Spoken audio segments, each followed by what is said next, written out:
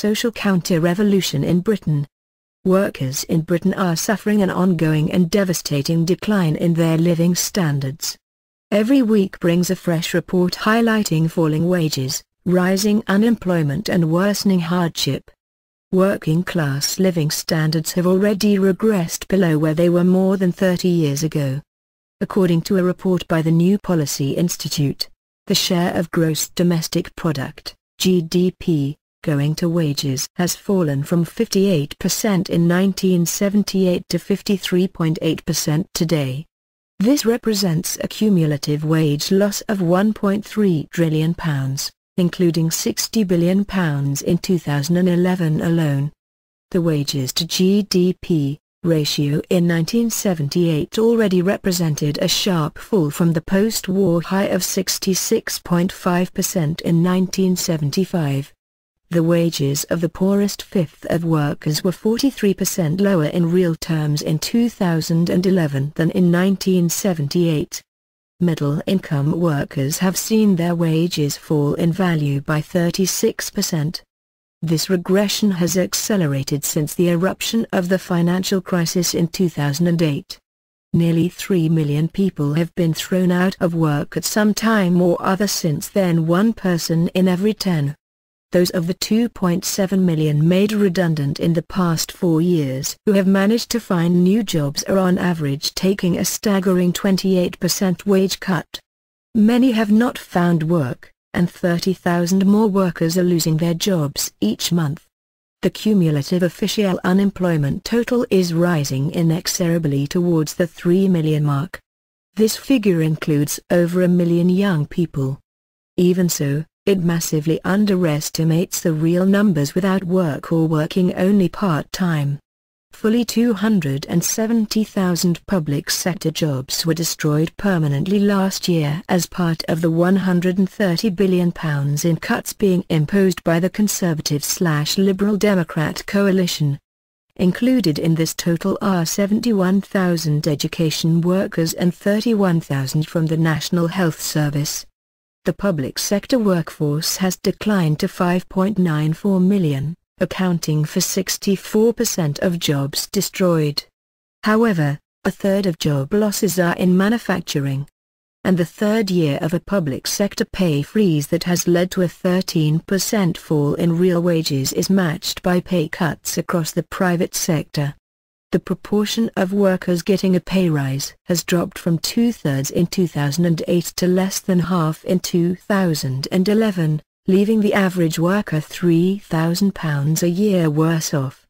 This is worsened by inflation, which further slashes the actual spending power of workers. Fully 99% of pay deals are now below the official rate of inflation, leading to an additional 7% cut in real wages. With the cost of fuel and other necessities rising much more than headline inflation, a 20% fall in wage values is a more accurate figure. The average household would have to spend an additional £1,300 a year just to maintain the same living standard as a year ago. Most people now live in permanent debt.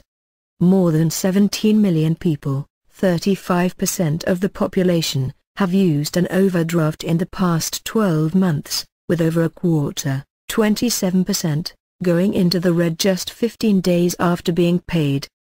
The typical UK household is spending £200 a month just to cover the interest on its loans, a quarter of disposable income. Average household mortgage debt has risen by more than £20,000 over the last 10 years, and nearly 1 million people have taken out a cripplingly high-interest payday loan to cover their rent or mortgage costs. Already in 2010, the number of people in poverty was well in excess of 13 million, with almost half in deep poverty. The richest 10% of the population is now more than 100 times as wealthy as the poorest 10%, with the top 0.1% taking home as big a percentage of the national income as they did in the 1940s. If current trends continue, and they will more likely accelerate, by 2025 the top 0.1% alone will absorb 10% of national income. By 2030, the UK will have returned to levels of inequality not seen since the Victorian era. These grim statistics are only part of the picture. The destruction of public sector jobs is bound up with the drive to finalize the dismantling of what is left of the welfare state, targeting in particular the privatization of education and the National Health Service, the jewel in the crown of the post-war welfare state. The government plans for almost half of publicly funded hospital beds to be made available to the private sector, which is already taking over the running of entire NHS hospitals. All of these attacks have proceeded unopposed by the trade unions. Instead, they have taken their place alongside their political allies in the Labour Party in the front ranks of those seeking to impose a social counter-revolution on the working class. For well over 3 decades, the Labour bureaucracy has presided over a constant undermining of the social position of the working class. Today, however, the steady drip of betrayals has opened the floodgates to an historic reversal that threatens tens of millions with a return to social barbarism. There is nothing unique about Britain.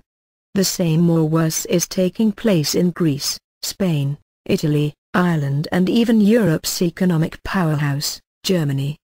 The United States differs only to the extent that its labor movement was always so rotten and corrupt that many of the things being taken from Europe's workers, such as free health care, were never secured by American workers. The most fundamental lessons must be drawn from these bitter experiences. During the boom years that followed the Second World War, the Labour Party and the trade unions were able to secure significant social reforms and gains in wages and benefits. But this was always dependent on militant struggles waged by workers that forced them to act against their own desires. That is why wages reached a high in 1975, in the immediate aftermath of the mass strike movement that brought down the Conservative government of Edward Heath. Those days are long past. Since then, there has been a forced march to the right by all the old parties of the left and the trade unions.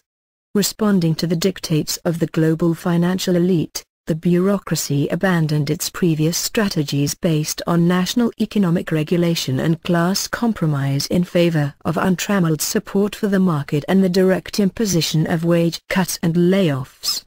Thanks to the unions, strikes have become exceedingly rare. Those that do not end in betrayal are an extinct species. Labour is a party no different to the Conservatives. The sole function of the unions today is to police their members and prevent the eruption of a social and political movement against capital. This cannot continue unopposed. The deepest economic crisis since the 1930s is creating the conditions for an explosive new period of class struggle. It requires the building of new class struggle organizations, independent from and opposed to the old unions, and a new party to take forward the fight for socialism.